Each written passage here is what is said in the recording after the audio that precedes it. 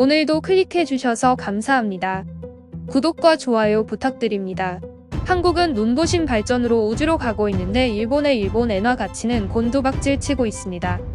미국과 유럽중앙은행이 인플레이션을 억제하기 위해 강도 높은 긴축에 나서고 있지만 일본은 아직도 정신을 못 차렸나 봅니다.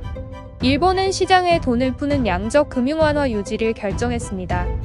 아베 신조 전 일본 총리가 일본은행 총재의 후임을 겨냥해 아베 전 총리의 경제정책인 아베노믹스를 계승하라는 취지의 발언을 내놨습니다. 아베 전 총리는 일본은행이 국채를 대량으로 매입하는 것에 관해 일본은행이라는 것은 정부의 자회사다, 변제하지 않고 다시 빌리면 된다. 몇 번이든 다시 빌려도 상관없다고 언급했습니다. 즉, 일본 정부는 일본은행의 자금을 계속해서 끌어다 쓰면서 국채를 사들이게 하고 있습니다. 일본은행이 일본 정부의 산하기관이니 갚을 필요가 없지 않냐는 논리 가운데 돈을 찍어내고 있는 거죠. 그러나 이와 관련하여 마쓰지마 블룸버그 이코노미스트는 크게 우려하며 다음과 같은 말을 했습니다.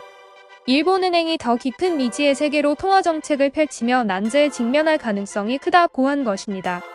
따라서 엔화 가치는 더 떨어질 거란 전망이 나오고 있습니다. 일본 관광 안내서를 보면 일본은 전 세계에서 가장 음식점 종류와 다양한 선택지를 갖고 있는 곳입니다. 그러나 일본의 음식점들이 현재 매우 어려운 상황이라고 합니다. 현재 외식업계 관련한 통계를 살펴보면 지난 11월 일본은 가장 많은 음식점이 문을 닫았다고 합니다. 이유는 매우 단순한데 사람들이 이제 식당에 가려 하지 않는다는 것입니다. 비싸다고 안간되는 것인데요. 일본의 상당한 자영업자들이 폐업을 고려해야 하는 최악의 상황으로 치닫고 있습니다. 엔화 가치 급락세가 이어지는 가운데 한국의 기업들은 일본을 씹어먹고 있습니다.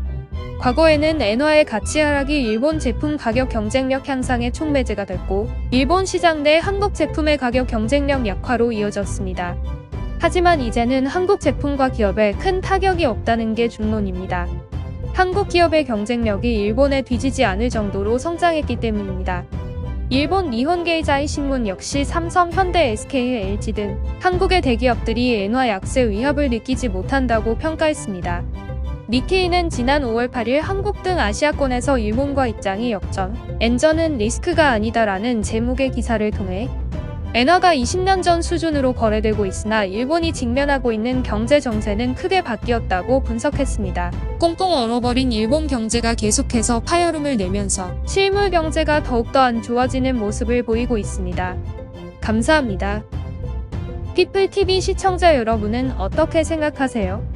피플TV는 여러분의 생각이 궁금합니다. 댓글로 여러분의 생각을 남겨주세요.